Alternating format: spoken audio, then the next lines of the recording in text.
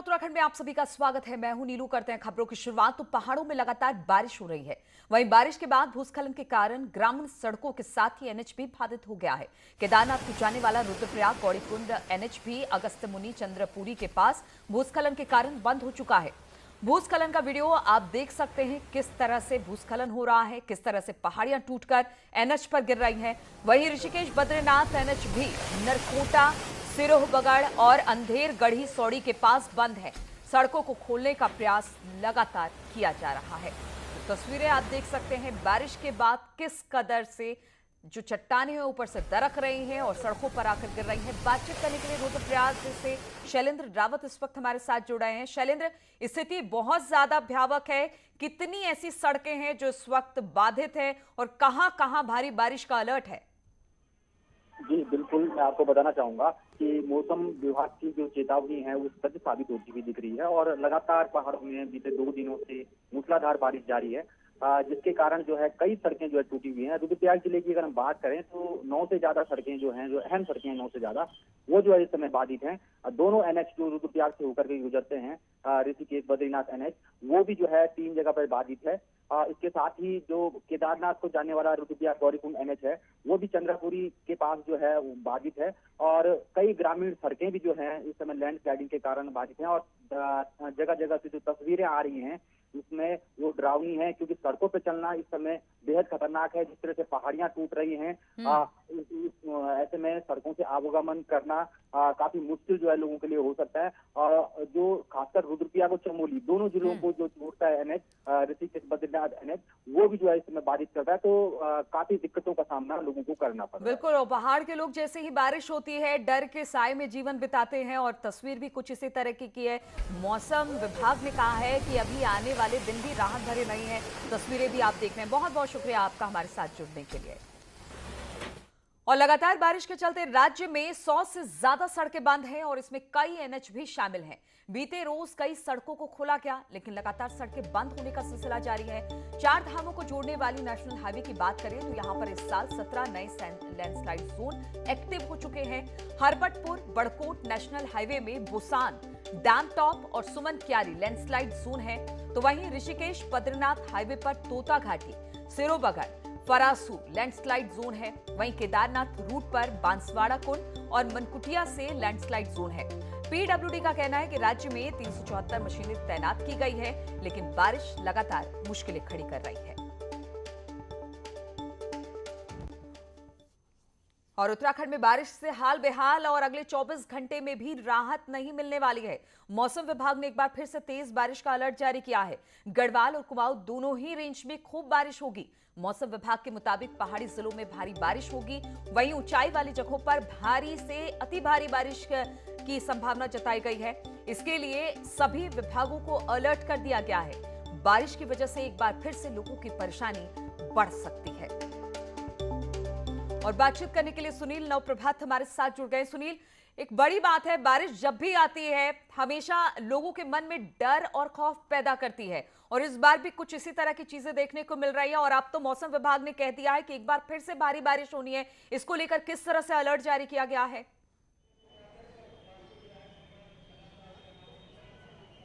देखिए नीलू, इस बार मानसून भी कुछ ज़्यादा है। जिस तरह से वेदर डिपार्टमेंट ने बहुत पहले इस बात को अलर्ट किया था, यहाँ पर मई जून से ही लगातार बारिश की घटनाएं सामने आ रही थी, बादल फटने की घटनाएं सामने आ रही थी। और मानसून काल में ये बड़ी तीव्रता के साथ अब लगातार बारिश हो रही है। जगह जगह लैंडस्लाइड हो रहे हैं। पूरे प्रदेश में 107 से अधिक मोटर मार्ग बंद हैं। जिस तरह से अभी आपने शैलेंद्र को सुना, रुद्रप्रयाग गौरीकुंड हाईवे बंद है, केदारनाथ हाईवे बंद है। इसके अलावा गंगोत्री में भी जो गंगोत्री हाईवे वो पूरी तरह से बंद है। और ये वो नेशनल हाईवे हैं जिनसे बड़ी संख्या में जो ग्रामीण संपर्क मार्ग हैं वो इनसे कनेक्ट होते हैं। नेशनल हाईवे बंद होता है तो आप ये लगा सकते हैं कि दर्जनों और सैकड़ों की संख्या में जो गांव हैं उनकी कनेक्टिविटी पूरी तरह से ठप हो जाती है। ये लोगों के लिए बड़ी दिक्कत वाला एक कारण बन रहा है। दूसरी बात नीलू की, जो नेशनल हाईवे हैं इन पर चौड़ीकरण का काम लगातार चल रहा है। अभी तक जो चिन्हित थे, जो लोक निर्माण विभाग का जो अपना रोड मैप था कि 15 क्रॉनिक लैंडस्लाइड जोन थे और ये अंदाजा था कि इन पर ट्रीटमेंट कर लिया जाएगा। लेकिन जिस तरह से हमने अपनी रिपोर्ट में भी इस बात को बताया कि जो लगातार बारिश हो रही है, जो पहाड़ियाँ कटी स्थिति पड़ी है,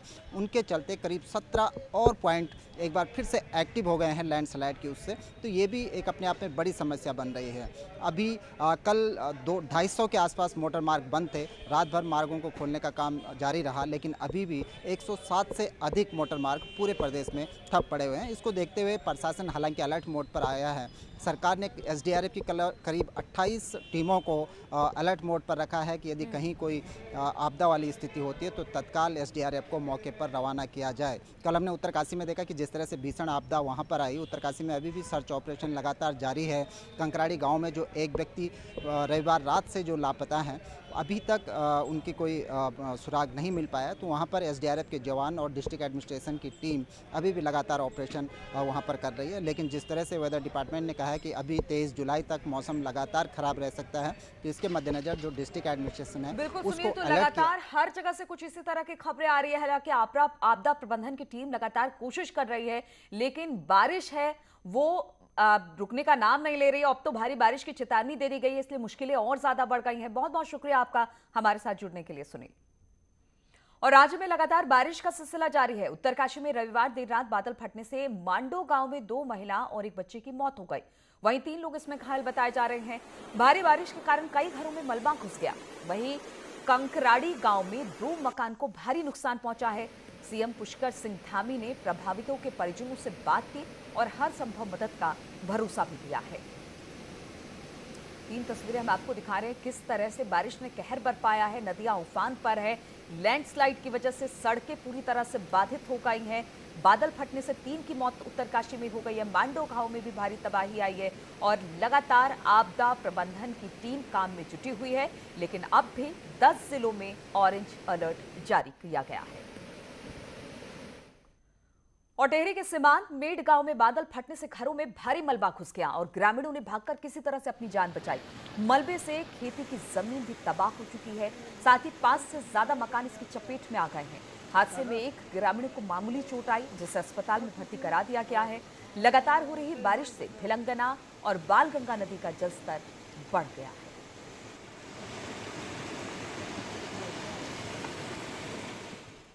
और वहीं पहाड़ में हो रही बारिश से सड़कों पर आवाजाही में खतरा बना हुआ है। नैनीताल में भवाली नैनीताल रोड पर ईओ नैनीताल अशोक कुमार वर्मा की सरकारी गाड़ी पर पहाड़ से पत्थर गिर पड़ा।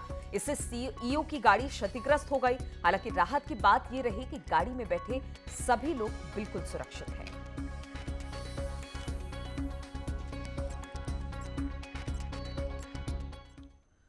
और हल्द्वानी की बात की जाए तो इसके आसपास रुक रुक कर लगातार बारिश का सिलसिला जारी है, जिसकी वजह से कई सारी सड़कें बंद हो चुकी है। हल्द्वानी को भीमताल और अल्मोड़ा रानीखेत को जोड़ने वाला स्टेट हाईवे रानीबाग के पास बंद हो चुका है, जिसकी वजह से गाड़ियों को ज्योली कोट से होकर भेजा जा रहा है। रानीबाग के पास पुल की दीवार गिरने से इस रोड पर ट्रैफिक को पूरी तरीके से रोक दिया गया है। स्थानीय विधायक ने इसके लिए विभाग और ठेकेदार को जिम्मेदार ठहराया है।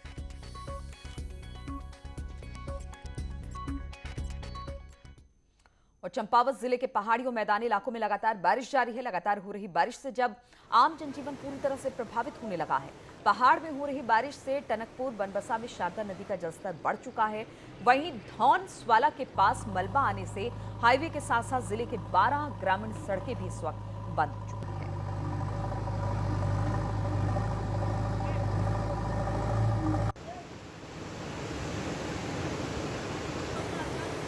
चंपावत जिले में लगातार तीसरे दिन भी बारिश का सिलसिला जारी है। बात करें अगर मैदानी क्षेत्र और टनकपुर और बनबसा की, तो यहाँ शारदा नदी का जल स्तर बढ़ा है, जबकि पहाड़ी इलाकों में 12 ग्रामीण सड़कों का मुख्यालय से संपर्क कट गया है। सुबह 8 बजे से स्वाला और धौन के पास एनएच की सड़क भी बंद होने की वजह से आवाजाही 2 जिलों की तरफ बंद हो चुकी है। कमलेश भट्ट, न्यूज 18, चंपावत। और सीएम का केदारनाथ दौरा रद्द हो चुका है। मौसम को देखते हुए दौरा रद्द किया गया। आज सभी डीएम जिला स्तरीय अधिकारियों के साथ एक वीसी भी सीएम करने वाले हैं।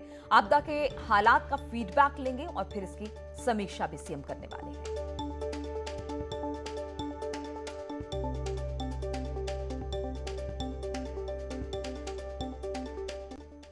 और देहरादून से खबर है, जहां पर आज बीजेपी महानगर जिला कार्य समिति की बैठक में होने वाली है, जिसमें बैठक के अध्यक्ष मदन कौशिक और मंत्री बंशीधर भगत समेत कई बीजेपी नेता इसमें शामिल होंगे। बताया जा रहा है कि बैठक में 2022 के चुनाव की तैयारियों पर चर्चा होगी।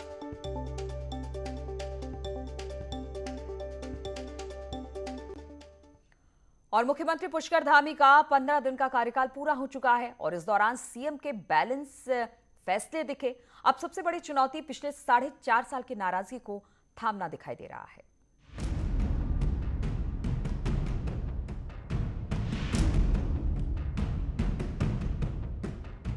त्रिवेंद्र रावत और तीरथ रावत के कार्यकाल में कांग्रेस लगातार हमलावर रही, लेकिन अपने 15 दिन के कार्यकाल में सीएम धामी ने विपक्ष को हमले का कोई मौका नहीं दिया।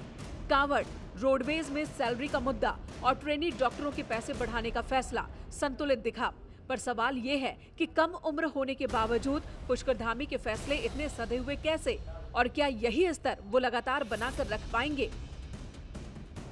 माननीय मुख्यमंत्री जी ने अब तक जो फैसले लिए हैं वो प्रदेश के युवाओं के हित में, कर्मचारियों के हित में, माताओं बहनों के हित में सारे बहुत ही अच्छे फैसले लिए हैं, जिसमें प्रदेश में रहने वाली जनता का हित हो सकता है।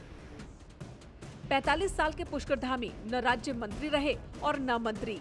ऐसे में बतौर मुख्यमंत्री काम आसान नहीं है, वो भी तब जबकि त्रिवेंद्र और तीरथ सरकार के करीब 4.5 साल में एंटी इनकम्बेंसी की खूब चर्चा रही।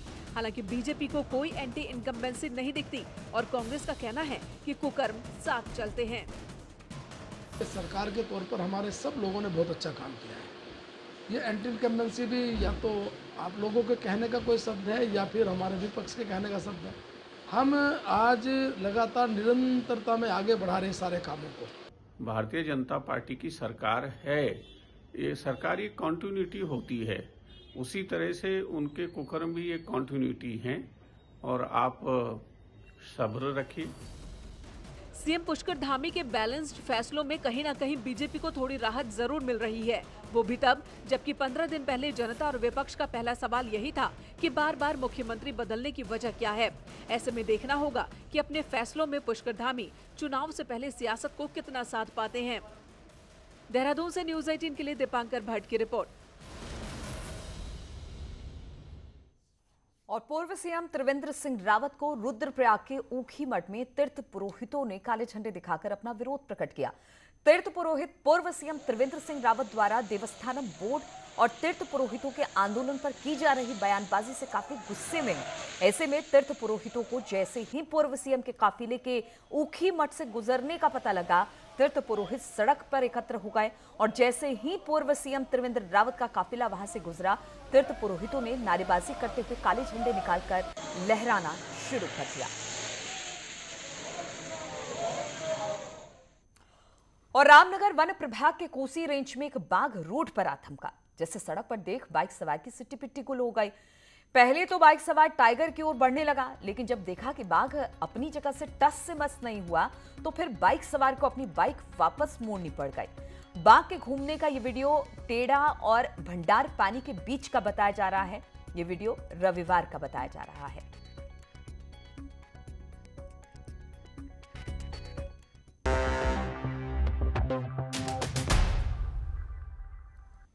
और ब्रेक के बाद हरिद्वार से खबर लेते हैं, जहां पर लक्सर रोड स्थित पतंजलि फूड पार्क के एक महिला कर्मचारी की बस की चपेट में आने से मौत हो गई है। हादसा उस वक्त हुआ जब कर्मचारियों को ले जाने वाली बस कंपनी के गेट पर पहुंची तो ड्राइवर की लापरवाही से वहां खड़ी महिला बस की चपेट में आ गई और बस के नीचे कुचलकर महिला की मौत हो गई।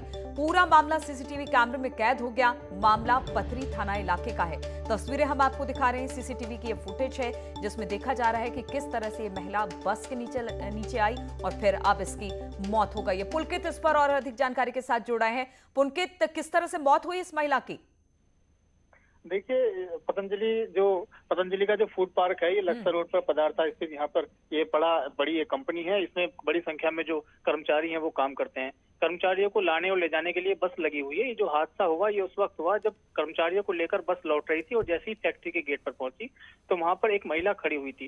तो बस को रिवर्स करते समय गेट के अंदर जब गाड़ी प्रवेश कर रही थी तो उस वक्त चालक की लापरवाही इसमें देखने के लिए मिल रही है कि शायद वो उस महिला को देख नहीं पाया और महिला जो है बस की चपेट में आ गई। और जैसा कि सीसीटीवी की रिकॉर्डिंग में देखा जा रहा है कि महिला के ऊपर से बस जो है गुजर गई और महिला की कुचलने से मौत हो गई। बड़ी दर्दनाक ये मौत हो गई है। तो सूचना पाकर पुलिस भी मौके पर पहुंची और सबको पोस्टमार्टम के लिए भेजा गया है। पूरे मामले में जो परिजन है वो मुआवजे की मांग कर रहे हैं। ठीक है पुलकित, बहुत बहुत शुक्रिया आपका जानकारी देने के लिए। तो इन्हीं तमाम खबरों के